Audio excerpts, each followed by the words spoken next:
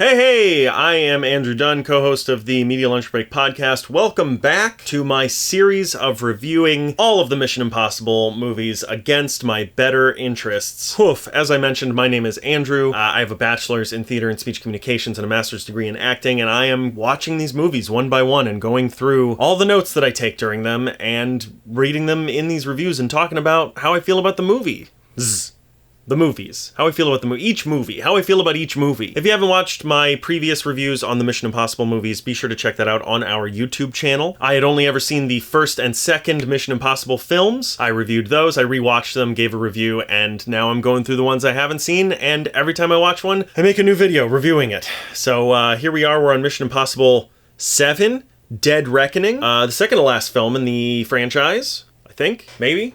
We'll see. I don't know that they've explicitly said Final Reckoning is the final reckoning, but you know, here we are. We're making movies and I'm reviewing them. We're not making movies. They're making movies and I'm reviewing them. So that's what we're doing. Definitely be sure to subscribe to this channel if you want to be notified when the Final Reckoning review comes out, which is the only one I have left after this. But yeah, give that a subscribe, give this video a like, tell people about it, share it around, and without further ado, let's get into it. This video is going to have spoilers for Mission Impossible 7 Dead Reckoning, so if you haven't seen it and you don't want it spoiled, don't watch this video. That being said, I don't know, you can probably watch it. I don't have a whole lot to say about it, which is probably a good sign that the movie is good, right?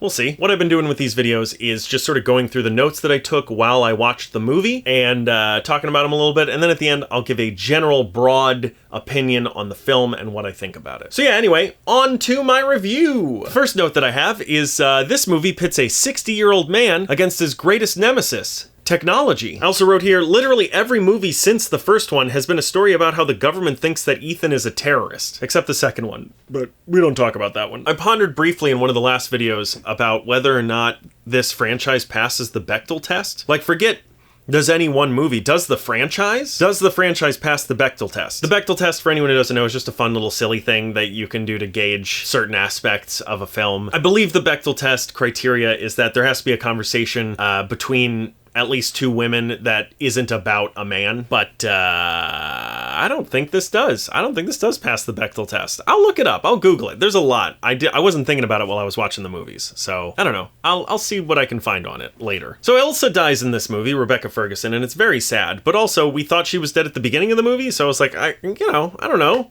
I already grieved. And my next note I wrote here is, where is Jeremy Renner? Is he just like pushing pencils somewhere at a desk? Wasn't that his backstory already? That like he was an agent in the field and then, you know, he was so hung up on the fact that he couldn't protect someone that Ethan cared about. So he became an analyst because he had to take himself out of the field, but now he's back. Except he's not.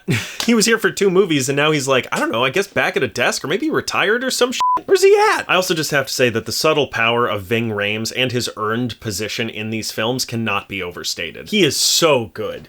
Everything he does in this is amazing. Every word he speaks, you're hanging on the edge of your seat like, what's he gonna say?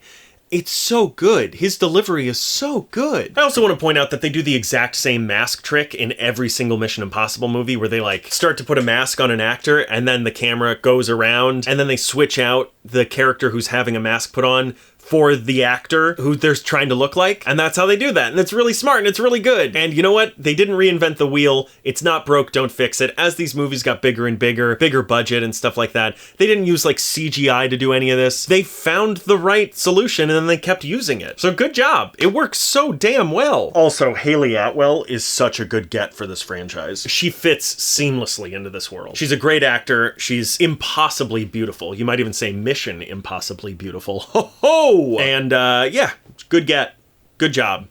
Good on you. I didn't have that much to say about this one. That's kind of all my notes. It seemed to go by pretty quick. I guess that's a good thing. I guess that means I liked it, I think. In one of the previous videos, I mentioned that I felt like this franchise needed an Infinity War. They needed a movie that ends with the main characters losing because it just feels too easy. For a series called Mission Impossible, I mean, look, I see the struggles in each individual film, and a lot of the entertainment value comes from, wow, it does seem like this is impossible. How are they going to get through this one? But I like to feel like there's a chance they won't, and this could have been their Infinity War. But instead, it just feels like the first half of a 5-hour-long movie. So I don't know. It's fine. It's good. I liked it. The acting's very good. A lot of the stuff is interesting and entertaining to watch. But it also just fucking ends. Like, the whole point of this movie is they're looking for a key, and then they're like, okay, we're gonna have to find this key, and we're also gonna have to find out where the lock for the key is and kind of what it is and how to stop this thing. And they get through the first step. They get the key, and then they parachute away, and then the credits roll. What?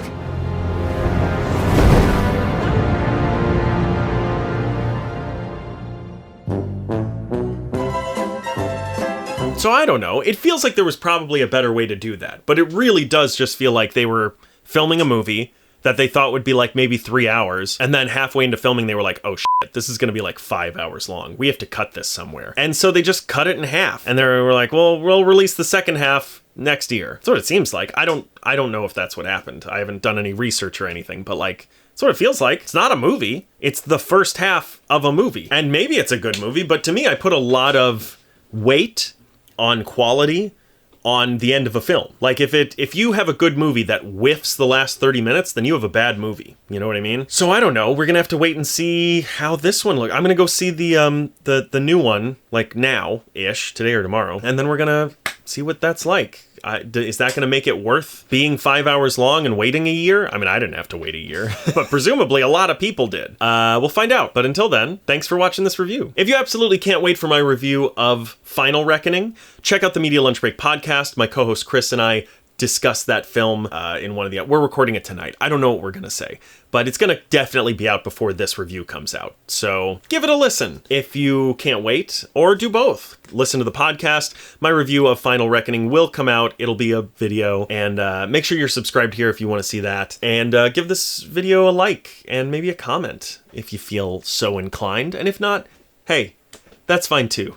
You're beautiful no matter what. But yeah, that's my review of Mission Impossible 7 Dead Reckoning. Hang out, get ready, because the last one's a-coming. Here we go. This is what I've been doing like all week. I've been watching these fucking movies, and now I'm finally gonna finish it. I'm gonna watch the last one, and we're gonna review it, and it's gonna be great. Hey, it's gonna be great. Anyway, I'll see you next time for that one. Catch you later.